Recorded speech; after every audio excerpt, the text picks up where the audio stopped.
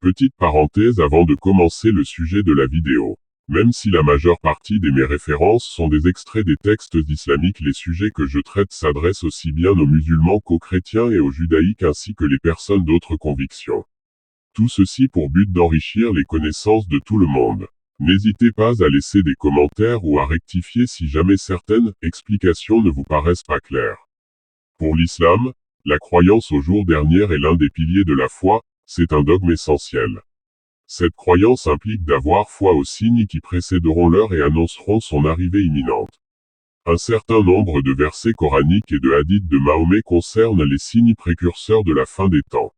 Néanmoins, les signes annoncés qui ne sont pas cités par des hadiths ou par des versets coraniques peuvent être sujets de controverse entre les différents courants. La doctrine post-coranique énumère deux catégories de signes, les signes mineurs et les signes majeurs. L'Apocalypse se veut dévoilement de ce qui est caché. Elle se présente comme une réinterprétation de l'histoire du monde visant à montrer que l'exacerbation des malheurs présents est le signe que la fin des temps est proche, fin des temps qui verra la victoire des justes. Qui fréquentent les pays islamiques restent frappés par l'abondante littérature apocalyptique en vente jusqu'à la porte des mosquées. Cette recrudescence se fonde sur une tradition, dans un ouvrage lumineux, prend soin de suivre depuis les origines. Car c'est dès les 3 premiers siècles de l'islam que se constituent les visions eschatologiques.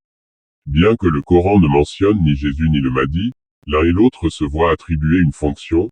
Jésus vaincra l'antéchrist dans la tradition sunnite, alors que la tradition chiite privilégie le Mahdi, descendant de Mahomet à la 11e génération, calife occulté qui reviendra du Khorasan, territoire situé dans les confins orientaux, précédé des drapeaux noirs.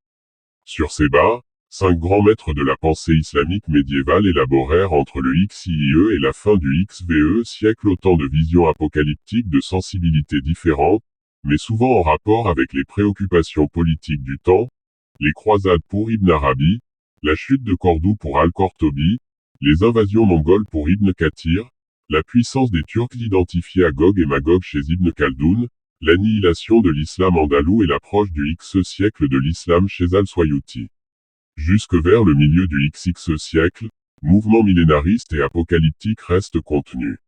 Mais un virage semble pris en 1979, avec 2 événements majeurs, la révolution islamique en Iran et la prise de la Kaaba de la Mecque par le groupe millénariste d'Al-Otebi. S'y ajoute l'invasion de l'Afghanistan par les troupes soviétiques. Dans les années qui suivent se développe une littérature apocalyptique foisonnante, qui manifeste un antisémitisme virulent.